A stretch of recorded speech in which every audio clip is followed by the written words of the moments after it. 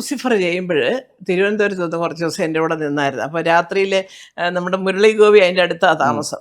അപ്പോൾ അവർ രണ്ടും കൂടെ വന്ന് ഇങ്ങനെ കുറച്ച് ദിവസം ഇതിനെക്കുറിച്ചിട്ടുള്ള ഡിസ്കഷൻ കാര്യങ്ങളൊക്കെ ആയിട്ട്. അപ്പോൾ അവനറിയാം ഞാനൊരു 10-10:30 കിടക്കുന്ന ആളാണ്, ഫോണൊക്കെ സൈലൻറ്റിൽ ഇട്ട് വെച്ചിട്ട്.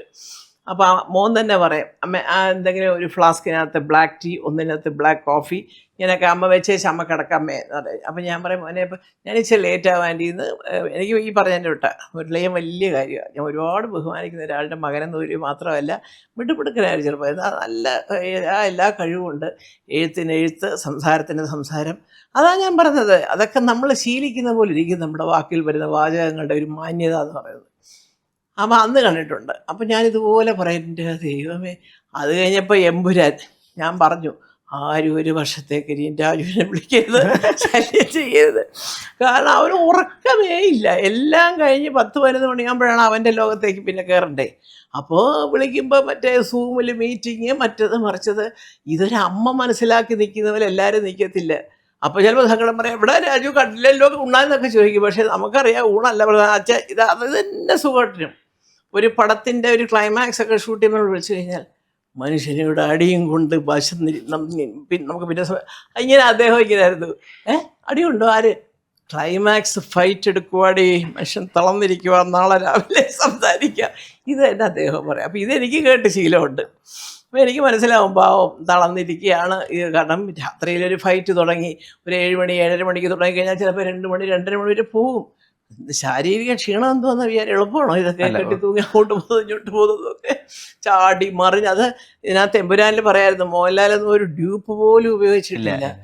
അപ്പോൾ അത് എന്നാലും ലാലു എനിക്ക് തോന്നുന്നു അപ്പോഴും ചിരിച്ചുകൊണ്ട് എന്താ മോനെ എന്ന് ചോദിക്കുന്ന ആളായിരിക്കും. അയ്യോ രാജുവിനെയൊക്കെ വിളിച്ചു കഴിഞ്ഞാൽ എന്താ ഞാൻ വിളിക്കാമേ, നാളെ വിളിക്കാമേ, അത് തീർന്നു, അവിടെ തീർന്ന കാര്യം. അപ്പോൾ പിന്നെ അത് അറിഞ്ഞ് നമ്മൾ നിൽക്കണ്ടേ എന്ന് പറയുന്ന പോലെ ഈശ്വര അവൻ എന്തും മാത്രം ഇതിനകത്ത് മുങ്ങിക്കിടന്നു എന്നുള്ളത് എനിക്കറിയാം. അത് ഒരു പക്ഷേ മുരളിയോട് ചോദിച്ചാൽ മുരളിയും പറയും, രാജു ഒരു ജോലിയിൽ ഇറങ്ങിക്കഴിഞ്ഞാൽ 100% രാജു അതിലങ്ങ് നീന്തി തുടിക്കുന്ന ആളാണ്. ഇരുന്നു അവൻ്റെ ലാപ്ടോപ്പിലിട്ടു, അത് പിന്നെയും വായിച്ചു നോക്കി, ഇങ്ങനെ അത് എന്താ ലൊക്കേഷൻ കിട്ടിക്കഴിഞ്ഞാലോ അവിടെ എന്തെടുക്കാം, ഇവിടെ എങ്ങനെ എടുക്കാം. ഇത് സുജിത്ത് എന്നോട് പറയും, എൻ്റെ പൊന്നെ ചേച്ചി സുജിത്ത് വാസ് എൻ്റെ ക്യാമറ. ഞാനെപ്പോഴും പറയും, സുജിത്തെ നന്നായി, അയ്യോ നന്നായിരിക്കാതെ എന്ത് ചെയ്യും, ചേച്ചിയുടെ മോൻ പറയുന്നതല്ല അതുപോലെ എടുത്ത് കൊടുക്കല്ലേ എന്നൊക്കെ സുജിത്തും. അതുപോലെ സുജിത്തും എടുക്കാനായിരുന്നാലും പുള്ളിയൊക്കെ പറയും. ഇത് അതുവരെ രാജുവിന് നല്ല തറവാണ്. അപ്പോൾ അതുകൊണ്ട് ഒന്നും നമുക്കൊരു കോംപ്രമൈസ് ചെയ്യാനൊക്കത്തില്ല. എമ്പുരാന്റെ മൊത്തം ഒരു കുടുംബം പോലെയല്ലേ? ആ ശരി, അത് സത്യം, ഒരു കുടുംബം പോലെ. എനിക്കതിൽ സന്തോഷമേ ഉള്ളൂ. കാരണം എല്ലാവർക്കും തമ്മിൽ കല എപ്പോഴും പണ്ട് ഞാൻ പറയാം, കലേ സീനൊക്കെ തന്നോ, ഞാൻ ചോദിക്കത്തില്ല, ഡയറക്ടറോട് കൊണ്ടിരിക്കുന്നത് പൃഥ്വിരാജ്. അപ്പം കല ചിരിക്കും. ഞാൻ പറയും, എൻ്റെ കുഞ്ഞെ എല്ലാം വാങ്ങിച്ചറിഞ്ഞ് തന്നാൽ ഞാൻ ചോദിക്കുമ്പോൾ എൻ്റെ അമ്മയും കൂടെ ഇതിൻ്റെ ഇടയ്ക്ക് വന്ന് ഇങ്ങനെയൊക്കെ പറയാം. അപ്പോൾ അതുകൊണ്ട് രാവിലെ വിഷമിപ്പിക്കണ്ട, എന്താണെന്ന് വെച്ചാൽ പറഞ്ഞാൽ അത് ഞാൻ രാവിലെ 9:30 മണിക്ക് വിത്ത് കോസ്റ്റ്യൂം അവിടെ കാണുമെന്ന് പറഞ്ഞാൽ ഞാൻ ചെല്ലും. അവൻ വരുന്നതിന് ഒരു 10 മിനിറ്റ് മുമ്പെങ്കിലും ഞാൻ ചെല്ലും. എനിക്കറിയില്ലെങ്കിൽ അവൻ്റെ ടെൻഷൻ ഒന്നില്ലേ അമ്മ വന്നില്ലേ എന്നൊക്കെ ചോദിച്ചാകുമ്പോൾ അപ്പോൾ അത് വേണ്ട. അപ്പോൾ എന്ന് പറയുന്നതിൽ അവരൊരു കുടുംബം പോലെയാണിപ്പോൾ. അതിൻ്റെ ഈ പറഞ്ഞിട്ട് തറവാട്ട് കാർന്നവർ ഉണ്ട്. മോഹൻലാൽ ഈ തറവാടിൻ്റെ എല്ലാ കാര്യങ്ങളും കാർന്നവർക്കും ബാക്കിയുള്ളവർക്കും വേണ്ടി നോക്കുന്ന ഏറ്റവും വലിയൊരു കാര്യസ്ഥനുണ്ട്, ശ്രീ ആൻ്റണി പെരുമ്പാവൂർ. ഇവരൊക്കെ കൂടെ അതൊരു വലിയ കുടുംബമാക്കി എടുത്തിരിക്കുക. അങ്ങനെ തന്നെ ഈ സ്നേഹം ഞങ്ങളൊക്കെ മരിക്കുന്നിടം വരെ അങ്ങോളം നിലനിൽക്കട്ടെ. സത്യം, കാരണം എനിക്ക് ഇതൊന്നും ഇനി ആരെങ്കിലും എന്തെങ്കിലും പറഞ്ഞ് തെറ്റി പോകുന്നു, എനിക്കതൊക്കെ വലിയ വിഷമമാണ്. കാരണം അത്രയ്ക്ക് സ്നേഹിച്ചിട്ടാണ് അവരൊരു കുടുംബം പോലെ നിൽക്കുന്നത്.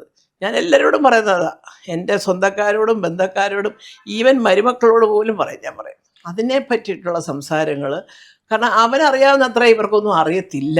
പിന്നെ എന്തിനാണ് നമ്മൾ ഉപദേശിക്കാൻ പോകുന്നത്, എനിക്കും അറിഞ്ഞൂടാ. ഈ മല്ലികമ്മയ്ക്ക് ഇപ്പൊ പണ്ടത്തെ പോലെയല്ലോ, കുറെ രഹസ്യങ്ങൾ കൂടി സൂക്ഷിച്ചു വെക്കണം മകനുമായി ബന്ധപ്പെട്ട്, മകന്റെ പുതിയ സിനിമകൾ. അത് പലത് പുറത്തു പറയാൻ പറ്റില്ല. അല്ല ഇപ്പൊ ഈ പടത്തിന്റെ ഒരു രഹസ്യം എനിക്ക് അറിയണം. ഞാനും ചോദിച്ചു, ആരാടാ ഷർട്ടിന്റെ പുറകിൽ പടം വരച്ച്, ഞാൻ ചോദിച്ചതാ.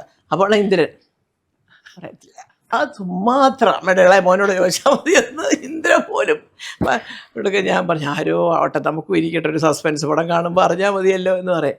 പക്ഷേ ഇതിന് മുമ്പുള്ള പടത്തിലൊക്കെ അഭിനയിക്കുമ്പോഴും രാജു ഈ പറഞ്ഞ ആദ്യം കുറച്ച് നാൾ മുമ്പൊക്കെ പറഞ്ഞു, അമ്മ ഇത് വിളിച്ചു പോയിക്കൊണ്ട് നടക്കല്ലേ എന്ന് പറഞ്ഞിട്ടെങ്കിലും പറയും. ഇപ്പം അങ്ങനെയല്ല. കാരണം അവനെ കിട്ടണ്ടേ ഒന്ന് സംസാരിക്കാൻ. ഓടി എവിടുന്നെങ്കിലും കൊച്ചിയിലാണെങ്കിൽ ഞാൻ ഇവിടെ നിന്നേ വരും. പക്ഷേ ദോഷം പറയരുത്, ഇത്രയും തിരക്കുള്ള എൻ്റെ 2 മക്കളും ഞാനന്ന് ആസ്റ്ററിലൊരു സെല്ലുലൈറ്റിസ് എൻ്റെ ഭഗവാനെ, ഞാൻ ഇന്നും ഇതുപോലെ ദൈവത്തിനെ പോലെ കാണുന്ന ആളാണ് ആസ്റ്ററിലെ ഡോക്ടർ ചാൾസ്. അദ്ദേഹമാണ് ഈ പറയുന്ന പ്രശ്നമൊന്നുമില്ല, ഓരോരുത്തർ പറഞ്ഞ് സകല അവയവങ്ങളും എടുത്ത് മാറ്റണമെന്നൊക്കെ പറയും. ഒന്നും സംഭവിച്ചില്ല.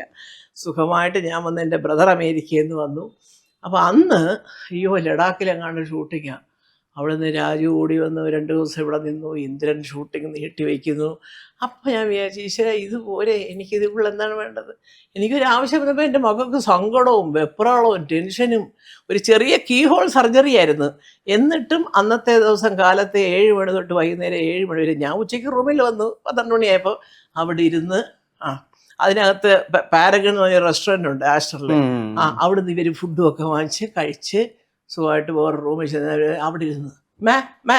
അപ്പോൾ ഞാൻ വിചാരിച്ച കൊച്ചിലത്തെ വിളി ഇങ്ങനെ മേ സുഖമുണ്ടോ, കാപ്പി തരട്ടോ, നല്ല കാപ്പി. അപ്പോൾ ഈ പെൺപിള്ളേർ ചോദിക്കേണ്ട ചോദ്യങ്ങളൊക്കെ എൻ്റെ അമ്മക്കൾ ചോദിക്കുന്നുണ്ട്. എനിക്ക് കാപ്പി ഇഷ്ടമെന്ന് പറയാം. ഞാൻ പറഞ്ഞു. അപ്പോൾ എനിക്ക് കണ്ണ് നിറഞ്ഞു. സത്യത്തിൽ എല്ലാവരും പറയുന്നു ഒന്നിനും നേരമില്ലെന്ന്. പക്ഷെ വരേണ്ട സമയത്ത് വരാൻ അവർക്കറിയാം. ഫ്ലൈറ്റിൽ അന്ന് ഞാനിത് ഉച്ചയ്ക്ക് ഞാനിവിടെ 11 മണിക്ക് അഡ്മിറ്റായി. വൈകുന്നേരത്തെ ഫ്ലൈറ്റ് 2 പേരും. ഈ മല്ലികമ്മയുടെ ഒരു പിറന്നാൾ ഫംഗ്ഷന് രാജു പറയുന്ന ഒരു വരിയുണ്ട്. അതായത് എന്റെ അച്ഛൻ പോയപ്പോ ഞാനും എന്റെ ഏട്ടനും കാറിനുള്ളിൽ ഇരുന്ന് ആലോചിച്ചിട്ടുണ്ട്, എന്റെ അമ്മ എന്ത് ചെയ്യും, എന്റെ അമ്മ ചെയ്തതാണ് നിങ്ങളിപ്പോ കാണുന്നത്. ശരിയാ മോനെ, എന്താ പറയാ, അപ്പോൾ ഒരുപാട് ടെൻഷൻ നമുക്ക് തോന്നും. സുഖത്തിന് സാമ്പത്തികമായിട്ട് ഞങ്ങൾക്ക് എല്ലാം ഉണ്ടാക്കിയിട്ടിട്ടുണ്ടായിരുന്നു. അദ്ദേഹം ഒരു നയാ പൈസ ഈ വലിയ സോഷ്യൽ വിസിറ്റും പാർട്ടി കൊടുക്കലും ഫ്രണ്ട്സിൻ്റെ കൂടെ കറങ്ങലും ഒന്നുമില്ല. ഞാനും ഇപ്പോൾ ഏതാണ്ട് വീട്ടിലിരിക്കുന്ന ആളാണ്. സുഖേട്ടൻ്റെ കാലം കഴിഞ്ഞപ്പോൾ സാമ്പത്തിക ബുദ്ധിമുട്ടുണ്ട്. കാരണം അത്രയും അദ്ദേഹം കരുതിയിട്ടു. തേക്കടി പോകുന്ന സമയത്ത് അവിടെ ആ റൂട്ടിൽ അവിടെ ഒരു വീട് എടപ്പാളിൽ അത് സുഖേട്ടൻ തന്നെയാണ്. അച്ഛൻ മരിച്ചു കഴിഞ്ഞപ്പോൾ അമ്മ പറയും എനിക്ക് വയ്യ മോനെ കണ്ടത് ഷെയർ ഓരോരുത്തർക്കായിട്ട് കൊടുത്തു. അവിടുത്തെ എല്ലാം വിറ്റെല്ലാവരും അങ്ങോട്ടും ഇങ്ങോട്ടൊക്കെ പോയി. ഞങ്ങൾ കാന്തല്ലൂർ സ്ഥലം ഉണ്ടായിരുന്നു മൂന്നാറിൽ, 3.5 ഏക്കർ സ്ഥലം. അത് എൻ്റെ പേരിൽ തന്നെയാണ് അദ്ദേഹം അത് വാങ്ങിച്ചതും എടുത്തതും ഒക്കെ. പിന്നെ വണ്ടിപ്പെരിയാർ പോകുന്ന സ്ഥലത്ത് പീരുമേടിനടുത്ത് കുട്ടിക്കാനം അവിടെ സ്ഥലമുണ്ട്. മദ്രാസിലെ വീട്, തിരുവനന്തപുരത്തെ വീട്, ഊട്ടിയിലൊരു ഫ്ലാറ്റ്, ഇതെല്ലാം അദ്ദേഹം വാങ്ങിച്ച്. എന്തായിരുന്നു അദ്ദേഹത്തിന് വേറെ ആരുടെയെങ്കിലും പേരിലൊക്കെ വാങ്ങിച്ചൂടെ? എല്ലാം 2-3 എണ്ണം ഞാൻ മാത്രം, പിന്നെ ബാക്കി 2-3 എണ്ണം ഞങ്ങൾ 2 പേരും കൂടെയുള്ള പേരിൽ ഇങ്ങനെയൊക്കെ വാങ്ങിച്ച് ഇട്ട് ഒരു സാമ്പത്തിക പ്രാരാബ്ധത എനിക്ക്. അതുകൊണ്ട് തന്നെയാണ് ധൈര്യപൂർവ്വം ഞാൻ രാജുവിനെയൊക്കെ പഠിക്കാൻ വിട്ടതും. പഠിക്കട്ടെ, കാരണം എന്തെങ്കിലും ഒരു വീടോ വല്ല നമ്മളൊരു സെക്യൂരിറ്റി ആയിട്ട് കൊടുത്താൽ പോരെ. ആരും താമസിക്കുന്ന പോലും ഇല്ല, വാടകയ്ക്കൊക്കെ കൊടുത്തിരിക്കുന്ന സമയമാണ്. എനിക്കൊരു ഷോക്ക് എന്ന് പറയുന്നത്, ഈശ്വര 15 വയസ്സ്, രാജു 10ാം ക്ലാസ്സിലോട്ട് കയറിയതേ ഉള്ളൂ. കയറുമല്ല ശരിക്കും, ഞാൻ അപ്പോഴാണ് കയറുന്നത് 10th. ഇന്ദ്രനും അതെ, ഈ എൻജിനീയറിങ്ങിൻ്റെ ഇതെല്ലാം കഴിഞ്ഞ് അഡ്മിഷനായി. അതുവരെ ചെയ്തിട്ടാണ് സുഖോട്ടം പോകുന്നത്. പക്ഷെ ക്ലാസ് തുടങ്ങിയില്ല. അപ്പോഴത്തേക്ക് അപ്പം ഞാൻ വിചാരിച്ചു ഇനി ഇവരുടെ ജീവിതം എന്ന് പറഞ്ഞാൽ വല്ലാത്തൊരു പ്രായമാണ്. ഒരു 10-17 വയസ്സ് തൊട്ട് ഒരു 10-22 വയസ്സ് വരെ നമ്മളൊന്നും സൂക്ഷിക്കണം ആൺകുട്ടികൾ. അപ്പോഴാണല്ലോ ഈ കൂട്ടുകൂടലും അതും ഇതുമൊക്കെ. അപ്പം ഞാൻ ആ സമയത്ത് ഞാൻ വളരെ സൂക്ഷിച്ചു നിന്നു. കാരണം എന്നെ ചിലരൊക്കെ അപ്പോഴേ സീരിയൽ അഭിനയിക്കാനും ഒക്കെ വിളിച്ചു, ചേച്ചി ഇനി അഭിനയിക്കുമെന്ന് ചോദിച്ചു. ഞാൻ പറഞ്ഞു 2-3 കൊല്ലത്തേക്ക് എന്തായാലും ഇല്ല, അത് ഏത് തരത്തിൽ വ്യാഖ്യാനിച്ചാലും കൊള്ളാം, അത് ഞാൻ ചെയ്തത് നന്നായി.